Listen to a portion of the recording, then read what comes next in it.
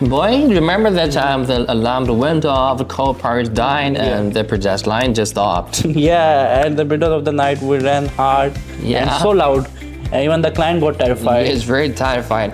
That's what I'm thinking, that every time that we're waiting for a supplier, it's just wasting our time. Yeah, I remember it was our first product in-house range, and we tried to build it ourselves from the downtime pains. Yeah, not just meeting this specification. We really want to fewer the surprise downside. Yeah, and even the end manufacturers, we are living with these conditions, like even a shutdown at night. Yeah, and the tough conditions. Yeah.